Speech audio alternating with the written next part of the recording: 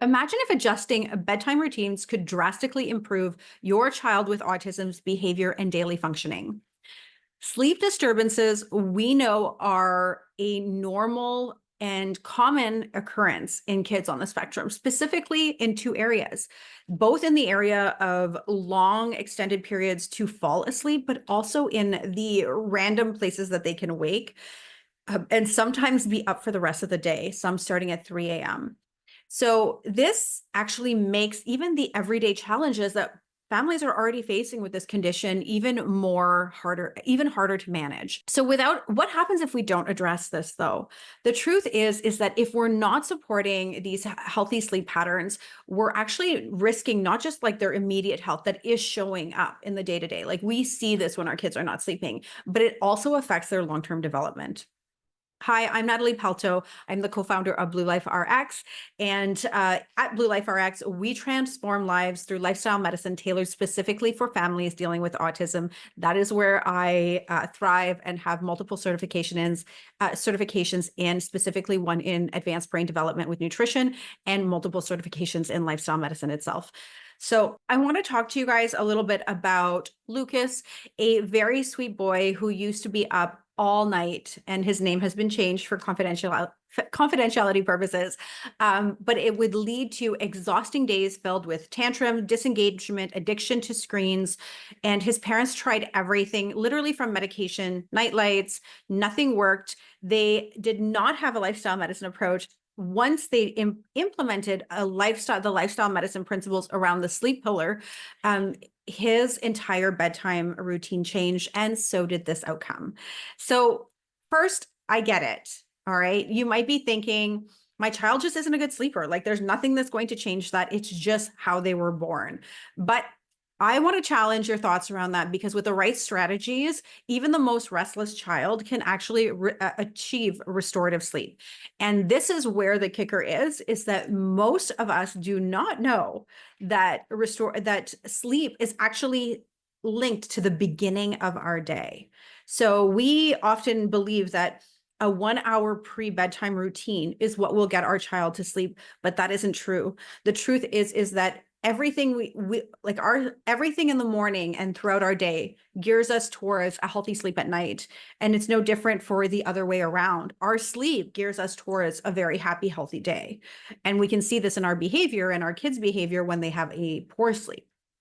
So I'm going to give you 3 amazing tips on how to support your child's behavior and their daytime wonderful outcomes around sleep. So tip number 1 is, yes, establishing a consistent bedtime routine. Seems like a no-brainer, but that's actually not true. For many families, it is that 1 to 2 hours prior can be completely different every single night based on both child's behavior, but also parent habits. And we often feel as parents, especially as moms, that towards the end of the day, like around 7 o'clock, we are exhausted and we want our day to end. What we don't realize is that by avoiding creating a very structured sleep routine, that we may actually be extending our time, like extending the length of time that we may have to ourselves after. So we can create a calming sequence, and this is very important. The calming approach is important, leading up to bed to signal our child's body that it's time to wind down. And these are a couple of the tips I'll offer within this one tip, is to focus on making sure that there are no light screen exposures at least 2 hours before bed, preferably before dinner. There will be more videos coming on screen time for sure. We are in our Screen Less Challenge currently at Blue Life RX. If you are interested in that, you can check it out in the link below. There is a recap of all 4 days, completely free challenge, and you can register and kind of catch up as we go. But it's really important to understand the impact of the lights that we are exposed to throughout the day on our endocrine system. We have this innate, or this very powerful internal system that is linked to light exposure in our brain, which also is linked to our circadian rhythm. If you've never heard of the circadian rhythm, it is actually what controls our sleep. So temperature, light exposure, and then obviously like clutter and things like that are going to impact it. So prior to your child's sleep, I would say starting at 4 o'clock in the afternoon. And I'm saying like it does start in the gearing our evening towards things that are going to support a healthy sleep routine. A walk outside, seeing the sunset, red light exposure supports a healthy wind down time. And then preparing very calming activities such as reading, bath times prior to sleep, but all in a very consistent, consecutive actions repeated every single day. Tip number 2, and just so you know, like this is full fair disclosure, is my own daughter used to not sleep as well. And since we've brought in a very specific structure like this, and she has very consistent evening routines and evening bedtimes, it actually has improved dramatically. So tip number 2 is controlled exposure to light, which I have talked about in tip number 1 as the calming activities, but exposure to light is very important. In the morning, you actually want to be exposed to more sunlight because the sun will naturally be at its highest and giving out more blue light, natural blue light. You want to limit the exposure to blue light from screens in the evening because it tells our body to stay awake. It's only in the darkness and the red light exposure from sunset that we start to actually create that hormone that we all love to talk about called melatonin. And melatonin is what makes us sleepy and keeps us asleep. And so our sleep is very, very much so integrated into our endocrine system, which is our hormonal system.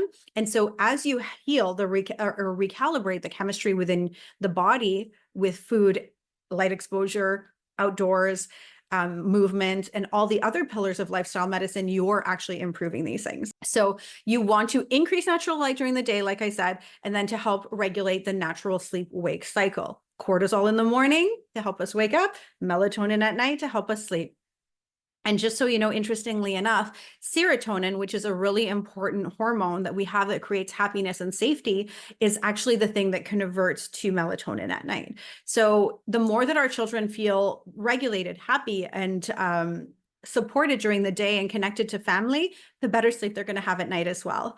So that's tip number 2. And tip number 3 is all about creating a soothing sleep environment. Now, seems again like a no-brainer, but many children live in clutter. My daughter loves to bring things home. She puts it in her room, she puts it everywhere. And although we've created as much of a organization system as possible, we know that if we are working towards as well, working at creating a very minimalist space.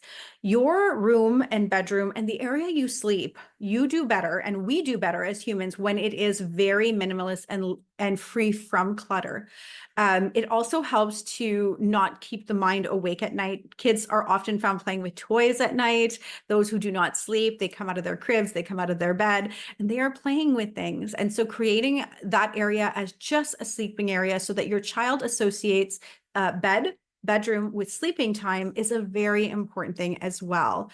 We also want to tailor these things towards our child's current sensory preferences so that should there, for example, be uncomfortable sheets, uncomfortable pillows, uncomfortable things, it is going to impact the way that they're sleeping. Sometimes it's as simple as getting them a better pillow. So start with one of these tips today. I'm sure there's one of them that doesn't cost absolutely a thing that you are thinking about right now. You're like, I think we could probably do that. So start with one of these, start small, because small steps are what lead to big changes. It's just small steps compounded over time that are going to create the consistent habits that we have. Don't wait for sleep issues to resolve on their own. Act now. Let's make those crucial nighttime hours as restful as possible.